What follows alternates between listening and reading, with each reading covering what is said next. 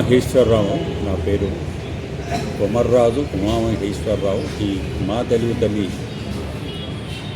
బెంగళూరు కేంద్ర కార్యాలయానికి నేను అధ్యక్షులుగా ప్రస్తుతాన్ని పనిచేస్తున్నాను. మొట్టమొదలు బెంగళూరులో స్థాపించబడినటువంటి ఈ మా తెలుగు తల్లి ఒక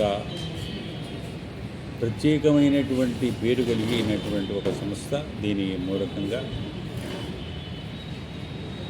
భాషేతర రాష్ట్రాల్లో ఉండేటటువంటి తెలుగువారినందరినీ కలిపి వారి ద్వారా మన తెలుగు సంస్కృతిని పెంపొందింపాలనేటటువంటి ఒక కోరిక.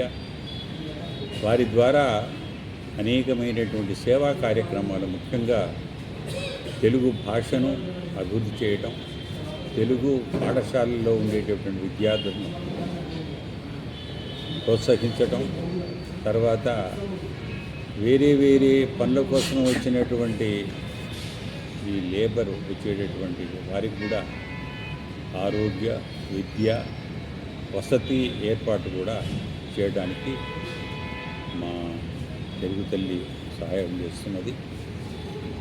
అలాగే తెలుగువారు ఎక్కడున్నా సరే ఒకటిగా కలిసి ఉండాలని, ముందు తెలుగు సంస్కృతిని ఇంకా పెంపొందింపజేయాలని, మన మాతృభాషల్లో తెలుగు భాష అంతమైపోతున్నది అనేటటువంటి ఒక నినాదం కూడా బయటకు వస్తున్నది. అలా కాకుండా ముఖ్యంగా తమిళ్లో ఏ విధంగానే అది ప్రాచీన భాషగా గుర్తింపబడిందో, ఇప్పుడు వేరే రాష్ట్రాల్లో కూడా తెలుగు భాష అధికార భాష కూడా ప్రవర్తింపబడిందో, అలాగే తెలుగు రాష్ట్రంలో ఉండేటటువంటి సర్కారు వాళ్ళు కానీ, తెలుగు భాష పండితులు కానీ అంతా కలిసికట్టుగా పనిచేస్తే మనకు హిందీ తర్వాత అతి ప్రాచుర్యంలో ఉండేటటువంటి తెలుగు కూడా మనం పోషించడానికి అవకాశం ఉంటుంది. అటువంటి కార్యక్రమాల్లో మా తెలుగు తల్లి కూడా తన వంతుగా కృషి చేస్తుంటుంది అని చెప్పని చెప్తున్నాం.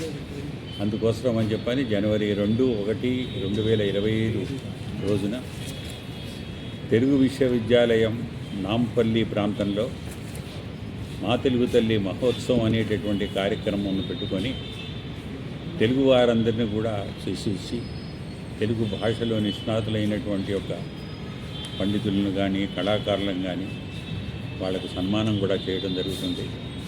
కానీ విశేషంగా మన తెలుగువారు వచ్చి ఆ కార్యక్రమాన్ని తిలకించి వాళ్ళ సలహాలు కూడా ఇస్తే ఈ తెలుగు సంస్థలు